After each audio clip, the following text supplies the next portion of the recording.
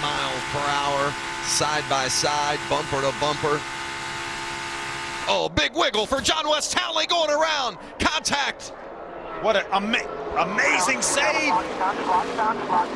Daniel Hemrick's into the outside wall. Hemrick in the 19. Another one of our chasers. I cannot believe the save that Cole Custer made in that 00 truck. But look at the damage to the 19 of Daniel Hemrick. Daniel Hemrick could not afford any trouble today. We talked about the big push William Byron was getting from Ben Rhodes, and I think that pushed Byron up into the back of Townley. Nothing John West could have done there. He just got hit at the wrong time. Boy, the evasive moves by several drivers saved that from being the big one. Yeah, we had 2-3 trucks involved in it. It could have been 23.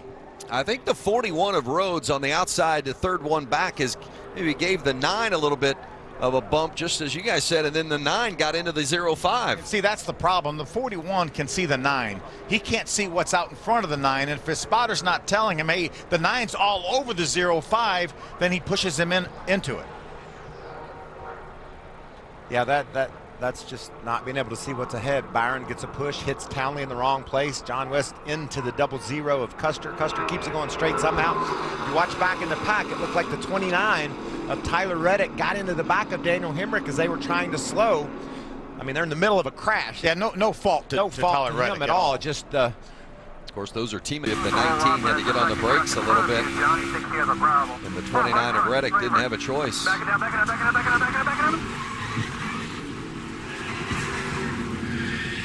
Just came around and caught the front end on the outside safer barrier.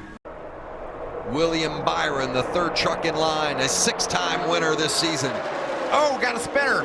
We talked about Lupton. It's the 02 of Lupton and a hard hit for that 71. Brandon Hightower, the 18-year-old, hard into the wall.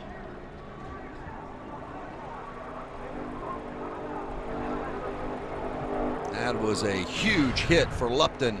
Good to see. You can see him moving around and quickly out of the truck. He's out, okay. He's good. And see how it gets started. The 02 of Dylan Lupton. He just got up a little bit too close to the 23 of Gallagher. Then I think he felt like he needed to turn the wheel and get away from Spencer. And Brandon came along and just to try to avoid it, turned right and got into the outside safer barrier. And somehow Lupton didn't hit a thing. First career start for Lupton here in the Truck Series. Boy, you're right, Michael. How does he avoid any contact at all? Not another truck, not the wall. That's Meanwhile, Brandon Hightower, he took it all. That's what Talladega is all about, Vince.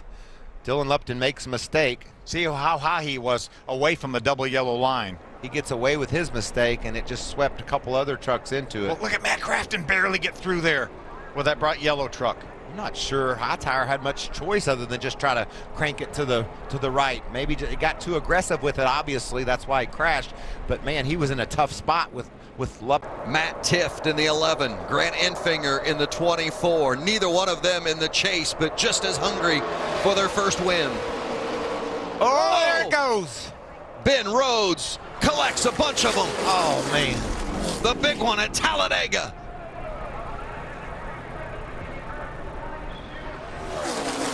It's Hemrick also involved in the bottom in the 19 truck. There's Daniel on the apron of the racetrack. A big sweeping crash down in turn 1. We're going to get you back around here. And it is the big one. The 9 of William Byron driving through the grass. Hemrick, there's the 78 of Fontaine. I saw. Look at the damage. Brandon Brown got swept into that, and there's the 00 of Cole Custer. Matt Tift, I think, right in front of him. That's Rhodes over on the left. Reddick with a lot of damage in the 29 truck. Major chase implications in this one. Have we seen the 4 of Christopher Bell make it through that? The 86 of Brandon Brown, the 41 of Rhodes, the second truck up there on the outside. That's where it all started. Looked like he might have got a shove from the 17 of Timothy Peters. Well, I talked about how he's able to push so well. That means he's always up against the truck in front of him, and there isn't any room for Timothy to push him and push him ahead because he's already bottomed out against the truck in front of him, caused him to go sideways. Look at all that sheet metal flying through the air and those trucks grinding to a stop. I'd mentioned Matt Tiff was involved. He is not. Matt right now is in the second position. He got through that unscathed. The 5 of Corbin Forrester, the 0-5 of John West Townley. There is the double, or the 0-7 of Cody Ware. You mentioned the 0-0 of Cole Custer, his first start here at Talladega. Ooh, it looked like maybe Ben was going to the inside at the same time Timothy gave him a push, and it just went wrong. Look at Rico. Wow, how does he squeeze through there up to the high side on the side of Tommy Joe Martin? And he had to give Tommy Joe some room too, and he did. Good job by both Martins and Abreu to get through that. Brandon Brown didn't have a chance. Sure did. Just victim of circumstances there for sure. Most of these guys had nowhere to go, Vince. They just came along, and it happened so fast. The 41 bounces off that outside wall into Brandon Brown and just clogs up the racetrack. So just past the halfway mark, and major damage. Multiple trucks. The chasers. It's been an eventful day for those 8 trying to advance to round 2. Remember, only 6 advanced to the second round of the playoffs, and already John Hunter Nemechek, we know he's eliminated with the engine problems early in the race. Look at Abreu and Tommy Joe Martin squeezed through there, and then late it looked like Austin Cindric was trying to thread the needle and didn't quite make it through there. That's where the damage out for William Byron came from. Watch it from the 19 of Hemrick. Go up high, go low, back it down, go high. We're hearing that maybe the 0-7 They're outside, they're outside. Oh, Cody Ware got him from behind. Heard that hit late. I looked up, might have been William Byron. That keep it rolling, track is clear, keep it rolling. From Timothy Peters. See, look at that. Quarter out the back. Just before Timothy went to give him a push, Ben Rhodes changed lanes. It looked like he tried to dive into the corner a little bit early. Inside roll out, inside, man, that was... And then here's the spin that has brought out this current caution. That thing looks like it just jumped right around for no reason. just swapped ends on him, but Will they make it back? he has too big a lead. He has too big a lead. Oh, there goes. They're Cameron bumping in the Haley. back. Haley is into the wall. No caution yet. Infinger trying to hold on. Now Gallagher making a charge from the inside. We saw it just moments ago. And around goes the 16. The 83 falling up to the wall. 3 of them into the wall as it came out of 4. That's a tough break for Biffle. He had a good car, led some laps earlier. 83 of Jeffrey Earnhardt involved. Casey Mears in the back of the 13 there, and Greg Biffle. The 3 cars involved. Right here, straight ahead. Guys, come on. A lot of damage to Casey Mears. He was pinned into the wall. Or in the middle of 4 right here, you see Biffle's at the top of the racetrack. And he's kind of down half a lane. Jeffrey Earnhardt's in the middle, gets in the left rear quarter panel, sends a 16 spin and collects the 13 of Casey Mears. As we talked all week long, the 13 of Casey Mears not doing anything wrong. They crash and come right in front of him. It almost looked like the 16 maybe was going to think about going with Buescher. He wasn't all the way up against the wall. Saw Buescher in the middle lane, maybe going to go there. Earnhardt thought he was going to go to the top of the racetrack, and he wasn't there, and he got into him. You see right here, the 13 had nothing to do with it. He was just the wrong place, wrong time. Then gets squeezed into the wall. Yeah. Safer barrier all along that wall right there. Yeah, we have the side mirrors on the driver's side A-post, and Biffle, I mean, I'm sure all these cars have them, and Biffle has to see the 83 car in the middle lane, and the 83 also has to see Biffle coming down and be able to understand what's getting ready to happen and come out of the gas a little bit. As far as spotters go, though, that's probably the most difficult because they're coming right at them, coming out of turn number 4. First caution as far as with wrecks taking place at Talladega coming on lap 115. That checks up the speed. He falls in right in front of the 24 of Chase Elliott. Around they go behind Elliott.